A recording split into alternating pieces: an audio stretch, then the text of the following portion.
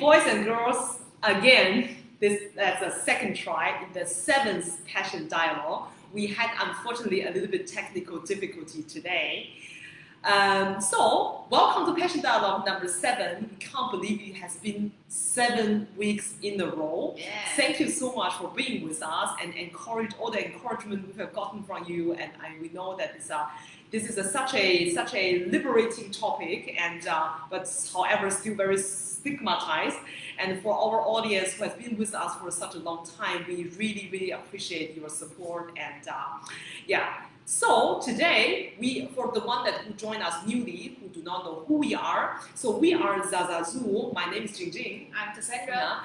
ZaZaZu is a discrete ecosystem to guide women to explore, experiment, and enhance our sexual and intimacy journey through education, consultation, and curation of products. So we aim to normalize sexual wellness for every woman in daily life, like you, like us, like our mom, our daughter in the future, our friends, and really to create a safe space for women to explore, experiment 360 around sexuality and intimacy. And we have addressed a series of sexual, what is sex, what is sexy, what is sexuality. Sometimes terms seems to be so obvious, however, based on the question we got from the audience, very often they are not. Last time we discussed about sex, what is sexy and sexuality. Due to that speech, actually we got many of the engagement from our audience saying, okay, just because I know my sexuality and then how do I practice safe sex? Sometimes things are so obvious, but I still don't. I feel so ashamed to go to the Guardian to buy a condom. I do not trust the online resources. Where do I get? And then what does sexual health even mean? Am I healthy? We got questions. People are like, okay, I do not practice sex. Am I normal now?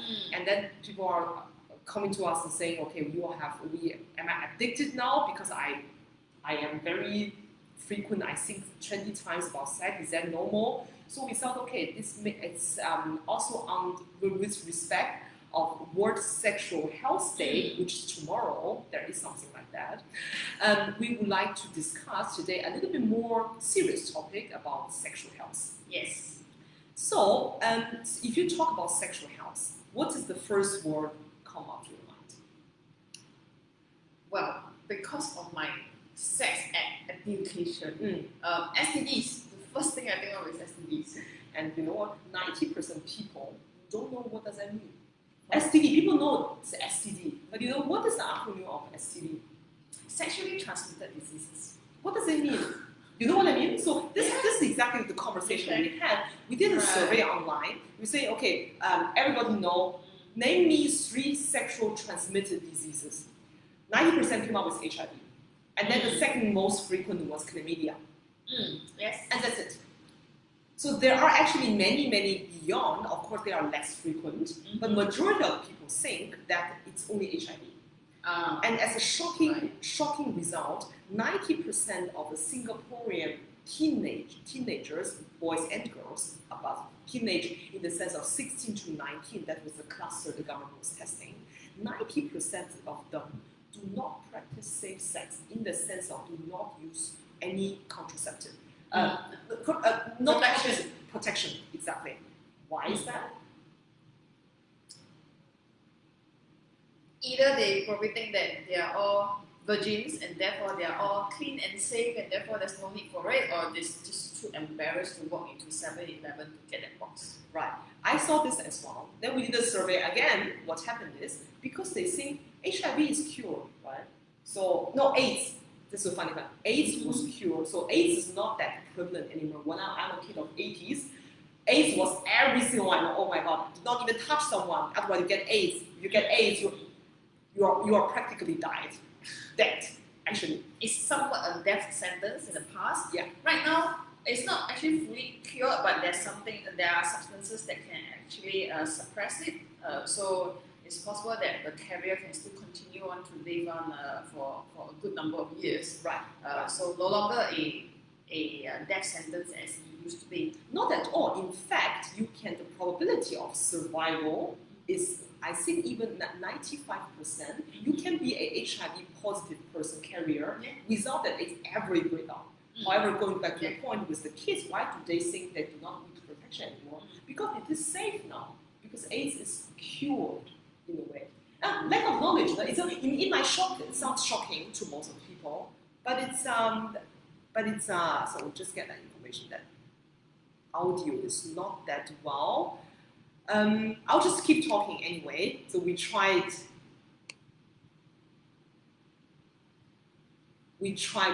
speak louder maybe. If you can't hear us, let us know again. So to be let's say the question we want to raise today, why we want to talk about sexual health, is that to be in good health, we must not pay attention not only of the physical health. I think we mentioned that in several of our previous dialogue already. People pay attention on mental, emotional, spiritual, any kind of health, but sexual health, is there such a thing? Sexual wellness, sexual well-being, we talk about that, right? It is. It is a fundamental pillar of your general, contribute to your general health. In fact, it's very intertwined with the other pillars as well. So sexual health covers not only medical or reproductive issues as we just discussed, but the thing is, if you ask, what's the first thing pop up your mind in a case, what I would say, okay, this, for me the same. It's like some sicknesses, unwanted pregnancy, but it's actually not. So it's all aspect of sexual education, sexual behavior, sexual attitude. And so therefore we at ZaZaZu, we believe that sexual health includes far more than just diseases and unplanned pregnancies. And we also believe that just because you had a sexually transmitted infection or unwanted pregnancy, this does not prevent you something from being or becoming sexually healthy at all. So we have people reaching out to us. I had one unplanned pregnancy, I had a miscarriage, and then I had a chlamydia, but it's healed already. But then, do I have to share? I got chlamydia. My boyfriend left me because she accidentally saw the diagnostic from my doctor. It's healed. So this is nothing that once you are healed, you are healed. It's like getting a cold. So do I mean now I am not clean anymore? So therefore, we really want to raise a little bit of the topic. Just because you had some sexual STD, sexual transmitted diseases, does not mean that you are not sexually healthy. So WHO, World Health Organization, says that sexual health is a state of physical, emotional, mental, and social well-being in relation to sexuality. So it is not merely about absence of diseases, dysfunction, or infirmity. Sexual health requires a positive and respectful approach to sexuality and sexual relationships, as well as the possibility to having pleasurable and safe sex experiences. I think that is something that we at ZaZaZu emphasize a lot. We want to raise awareness of, just because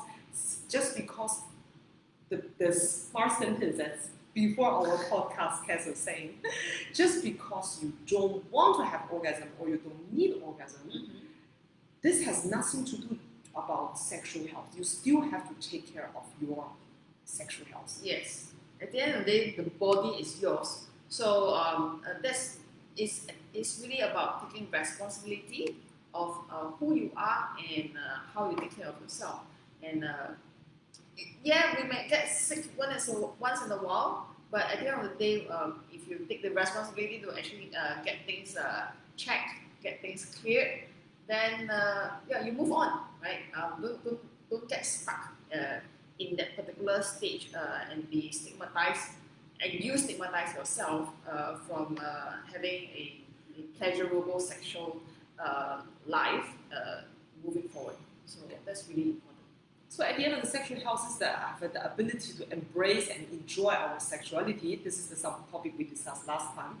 That throughout our whole life. At the end of the day, our body, especially as women, we are used to be teenage girls, and then in a sexual very active phase between 25 to 30, then they get married during pregnancy, after pregnancy, and these are things that we generally need to be aware of, and then how to maintain a healthy sexual health sounds great, no? a healthy sexual life, basically. And it's something that, and then people are asking, it sounds very strange. I have to admit, I am a little bit ashamed of myself as well. Somebody asked me a question, I was like, what there's to ask? So she asked me, okay, great, now I understand. How to achieve sexual health? How can I be sexually healthy? And I was like, you protect yourself, right? And then later on, he said, but that's beyond just that, right? What does that sexual health in total mean? How often should I have sex? How often should I not have sex? How many partners should I have? Then we had a very agile discussion, which make us actually realize, actually to achieve, many people don't know how to achieve sexual health. So there are two, I think that for us, this is our definition, ZaZaZu, three major points that I think, despite of them stating the obvious thing, of course, you need to practice safe sex in the sense of you have to use condom, use protections, and then have regularly check, for example, STD, this kind of things. You should, even if you do not practice, you have only one sexual partner, you should check once a year. It's just a 15 minutes, for example, in Singapore, it's just a 15 minutes walking. Right. If you do not have any pain or any uncomfortableness, doctor will actually just give you a swab. You can do it at home yourself, or there yourself, and then you can just hand it over, and that's it. Okay. So it's actually very unintrusive procedure. I see. So, and then if you have you have very regular, let's say regular sexual activities with different partners, it's recommended to have 4 checks per season to have a swab, or even if you do not have any discomfort, because that if you have some of the chlamydia, for example, could potentially develop. That if you some people are less pain, everybody pain tolerant. Pain tolerant, that's the word. So very often that we do not feel pain, but it does not mean it's not there. So what happened is someone shared with us as well that she got chlamydia and she did not treat it because there was no pain. There was just some discharges, so she ultimately didn't check. And then she got after I think like half a year, got really, really high fever, and she thought it was just a cold. Went to the doctor, and so the cervical tube was infected. So it was really the last moment. They had a minor surgery afterwards. The doctor was saying, if you wouldn't have treated, you could potentially reach infertility because your tube is actually infected, and then some people do not even feel pain there. But then so you become infertile without you actually knowing. Oh, that's actually quite a I think a story worth sharing. So going back to how to achieve sexual health, we in ZaZaZu believe 3 major things. So you need to understand your sexuality, understand your partner's sexuality, and develop a healthy self-esteem. Understand your sexuality, we discussed it the last time, that sexuality defined is by your attitude, your value regarding sexual matters. So it really comes across a broad range of issues, from sexual thoughts and actions to gender identity and roles. So these are all issues that are influenced by many factors, from biological, economical, and psychological factors, social, ethical, and religious ones. So this may sound really, I do not have a very obvious religion, but it sounds to me, okay, why is religious play a role? We have a client, she's Muslim. She said, because my religion, our interpretation, there are certain rules that I do not obey. Therefore, I feel actually very, very contradicted. Right. It affects your self-esteem because of the cultural and religious influences around you as you grow up. So unconsciously, it affects how your brain works or how you perceive yourself because of your preferences in that sense. So that's why it's actually very intertwined with a lot of factors when it comes to sexual health and its perceptions and what it means by actually having and exercising sexual health or having sexually healthy habits. Because different religion might say that, oh, this is very healthy, but the fact that you even had to, example, go and take STD, perhaps to a test, perhaps to certain religions, like, why do you even have to go down that step? But the thing is, if you think that avoidance is a good solution, I think in time to come, usually we will realize that avoidance or abstinence is never the best solution.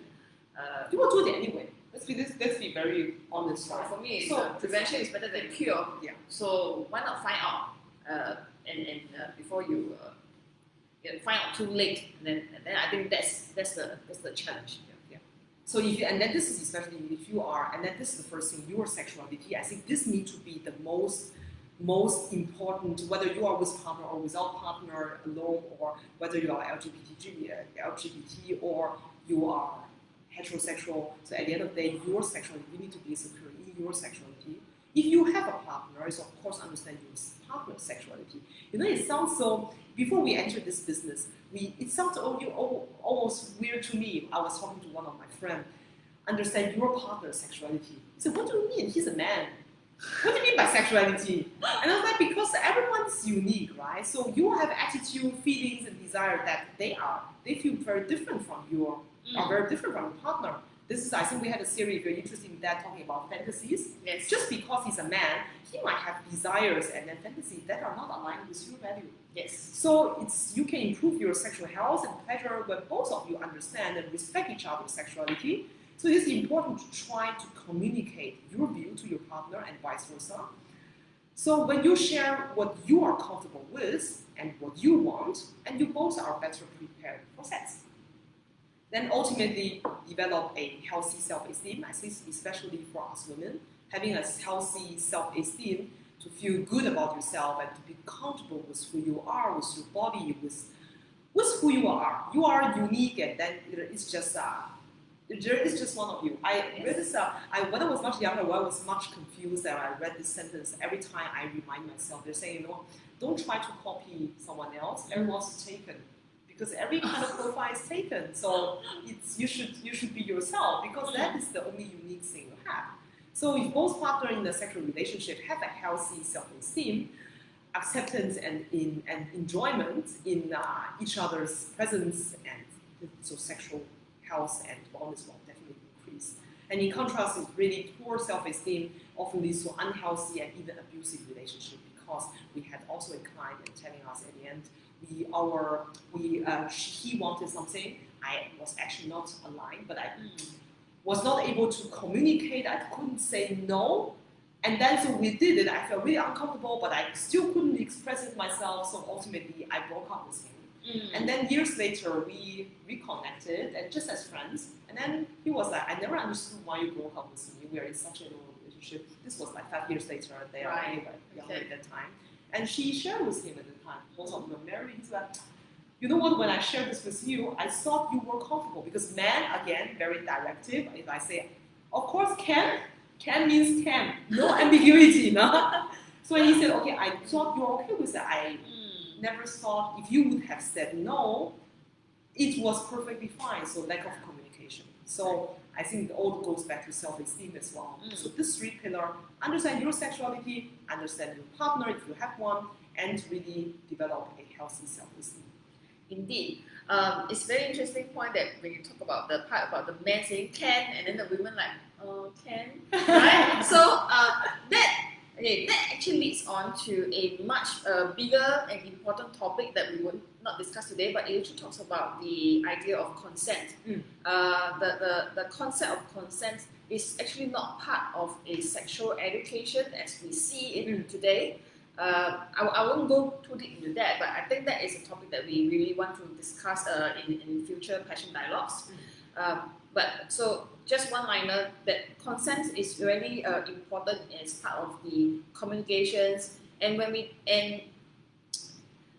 this part about consent, if you trace it back a little bit into the physical and sexual development from a biological point of view, maybe this part not too biological, probably more a life development kind of a process, right? Sexual development process, physical aspect of sexual development process.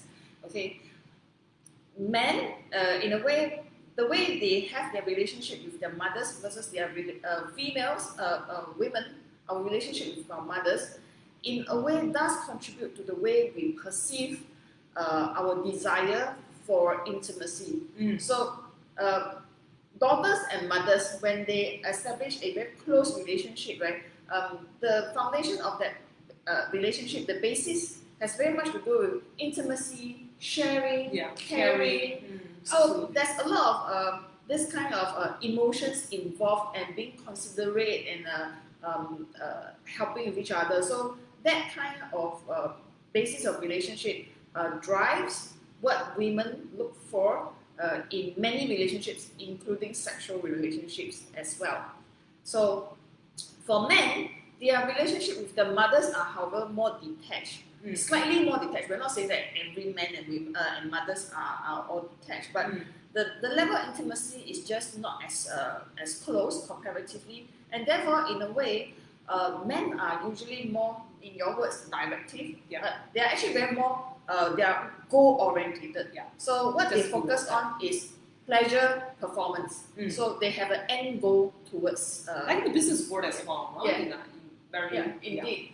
So this physical development itself leads on into the sexual health part of things, whereby at the end of the day, by the time you reach to adulthood, you actually treat this sexual process very differently in what you perceive to be my can and your can for the men and the women are actually very different. Because when a woman say can, because she was probably thinking about, he shared this with me, I should be, caring and sensitive, and then you're saying no, and then for the men it's like, all right, my performance, this is my goal now. Let's do this, and then we got to that point. Great achievement. So very different perception of where your end goal is for both parties, even though you theoretically have discussed. But again, having discussed may not mean that there was consent given in this process. So okay, I'll just be very frank. I was reading this book, right? Okay, you can't see, right? ABCs of sexual health. Okay, so this was a marvelous book, and because what it was talking about, right, it goes all the way from the development of sexual organs from birth to puberty to adulthood, and therefore it actually runs through the whole life cycle of how your sexual health actually changes and develops from birth all the way to old age. And how there are many factors, as mentioned earlier, cultural factors, your societal factors, economic factors that really affects how a person's sexual health would develop over the years. So because of the consumerist environment that we are currently in now, whereby sex is actually used as a marketing tool, the whole and they are always using very young models, very teenage models. Somewhat a fair amount of nudity or a lot of skin. Let's just talk about skin. So it sexualizes a lot of things, and in that sense, it actually affects how you perceive sex in a way that is portrayed by the media, by the how basically people try to sell sex to you, and that's where if the formal education does not kick in, that becomes a unconscious education that actually makes you react or perceive certain things that may or may not be correct, right? At the end of the day, their goal is to sell you something, and if you buy into it, you may think that everyone else buy into it as well. So as we go further, then we talk about, we go into adulthood and we go into old age. The assumption, because the market itself keep throwing you images of the younger people who are more into sexuality, they are more sexy, they are more sensual, and nobody use old women, old men in that kind of ads to show that they actually need to have a sex life as well. Maybe the preferences and how they do it might have changed, because as you grow older, you might not be as healthy as before, and therefore maybe certain positions you can't do, or maybe because of your medication, there are certain things that will have to change throughout the act of sex, right? But even then, that does not mean that you do not have sex or you have no desire for sex. even when you're already older. So that in itself is also part of sexual health. So sexual health itself has a huge spectrum that is very intertwined with a lot of factors, and from my perspective, as I'm understanding this, it really makes me question, our parents who are sitting at home actually, do they just simply take care of it? Because our parents' generation don't really talk about this kind of topic. No. Do they just ignore it and just quietly suffer for the lack of it? And I think Yes. this is there. I think they are acting more intuitively. And then statistically, because in our parents' generation, Right. they have way more sex than us already. We have way more sex. We won't have way more sex than our children. In that time. Maybe the comparison put this way: 20 years, 中文说一轮嘛. So it's a decade. No, it's actually 2 decades. 2 decades. Yeah, 2 decades. Yes. So next generation, not the one that the girls that who are now 15 years, 20 years younger than us, when they just started actually to, let's say, to go through their sexual journey, they will have way less, because we have. Can you imagine the teens again when they have sex? They are using 50%. So it's 50. I need to go look back my statistics. Definitely about 50% are using phones. What during that?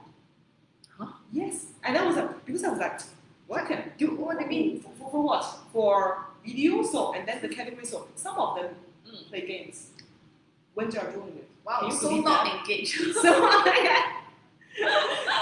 Some of them are watching porn because it's not enjoyable what they're doing. Okay. Teens, no, we're talking about distracted. And then how often do how often do they have it?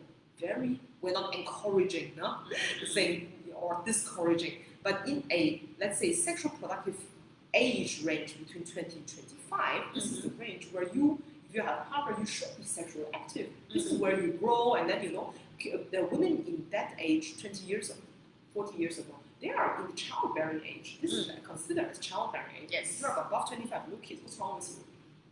In the past, yes. In the past years, right? So actually, because your body is young enough to carry, and then you are healthy, and then the likelihood that the kids is a miscarriage very, very low at young age. However, this generation, because they are so distracted, sexualized, as you described, that they say, okay, because I do not look like this model, I feel ashamed of my body. When I have sex, I was also doing some of the researches asking young girls, okay, what are your thoughts?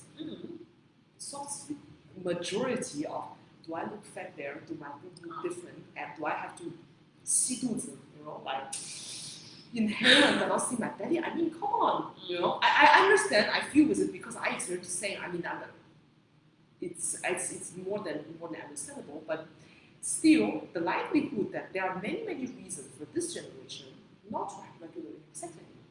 In fact, so it's actually getting lower and lower. So going back to what you said, our parent generation, they're just doing it because the instruction is less. Goal is very clear. After my parents, they're from China. After once a week, now there's a movie running. That's it. 工作完了下班 after work, you go back home. What do? You watch CCTV 1. There was one channel, and then 9点钟关灯了. You go to sleep at 9 p.m. No? So what do? You do it, no? Yeah. Indeed. Of course, because they have. I mean, that's very much the reason why people say during COVID, you probably have more babies as well. Yes. Corona. Yeah, correct. So, I am also talking about people who reach old age. Right? When you reach old age, the habits of doing, of having their sex activity and how they do it, this will change. And then the frequency definitely goes down because the libido level goes down in old age. So that's what I meant by, So we really talking about a life journey, and it's interesting you bring up in the previous example when it comes to teenage girls and so on. So again, physically, right? Because teenage girls usually develop more advanced than boys of the same age. Yeah. So actually, sometimes it does lead to certain self-esteem issues when it comes to, based on the research, that it comes to too early a intercourse for teens, or when it's actually too late. Because if they reach puberty earlier than the rest of the cohort, in that sense, or they reach puberty later than the rest of the cohort. Right. Self-esteem is actually impacted. Yeah. So in that sense, because their sexual development is slightly different, different from the rest, and it ultimately leads on to a confidence issue. For those who are actually a lot more advanced and faster than the general cohort, then the tendency to actually fall for physically more mature men, such trend will start to emerge, and therefore it is in fact scientifically based on research, it's been studied that usually if you actually become more advanced physically, sexually, it usually leads to that tendencies of admiring more mature men. That's correct. Very But what it does means is that it does lead on to a whole lifetime of sexual preferences, because so this is how the sexual development leads to a different aspect of the sexual health in totality on how you look at this topic. So it's really not just STD, right? You may talk about sexual health, it's just STD, but actually no, it goes really from birth to old age, and there is many different spectrum that to look at on how it actually affects the other pillars, the other wellness pillars of your life. So I can't explain the whole book here with you in the short time that we have here, but I would say if you have never considered understanding sexual health before, I would encourage you to actually read out more about this. Fun fact, so I was looking for books for this. I'm in Singapore in case you still don't know yet. So I went to our National Library board, which has just opened in September 1st, and I went in and I searched for sexual health. In the whole archives of National Library board, we only have 402 books on sexual health. Only. I mean, come on, look at the whole shelf of cooking books, and look at the whole shelf of crochet books, and God knows how many business and finance and management and tourism books there are in the whole archives of Singapore Library. I'm not talking about like one library in Jurong or one library in Chengshan. No, I'm talking about the entire. My search was search all libraries. So when I searched one single library, there was like 2. When I do a search all libraries, there's 402. So basically. So everyone, if you want to go and look for the book, right? Maybe you need to take a queue number, but still a good thing. Please, I will encourage you to Google as well. I will encourage very good resources as well. We do not expect anyone to be an expert. We are the expert in this space. We are studying, of course, more extensively. But basically, the talk what we want to raise today, what we want to encourage you is take care of your sexual health. It's not only the medical aspect as well as the family aspect. Sexual health, it leads to. There's a very wise sentence, sounds very funny, but foreplay starts in the kitchen. I didn't understand initially. Meaning what? Does not really mean that you should make out in the kitchen. You can too. Meaning in the couple, if you help each other in the house chores, if you generally encourage each other, help each other to solve mental or physical any kind of challenges each other, supporting in life, each other in life, then if your wife is happy because she does not have to wash the dishes, you help her, she will have way more headspace in the bedroom, and vice versa, same for men at the end. So take care of your sexual health, because this leads to ultimate to a general health, cohesiveness, family cohesion, and it's not only for family, for partnership as well, and as well as for the singles. If you are sexually aligned with yourself, confident, pleasure yourself, self-love, love yourself enough, not only in the sexual manner, you are aligned as a cohesive as a person as well. Indeed. Cool. So, despite of the technical difficulties we have, I hope today is a interesting talk. Reach out to us again. Every time we're very happy that people are reaching out to us individually and saying encouraging words, some critics as well. Somebody said I should always wear red because it suits me so well. Thank you so much for that. And yeah, so we hope to see you next week, same time. without technical difficulties. Facebook, please. So like, share, comment. Yep. See you next week. Bye.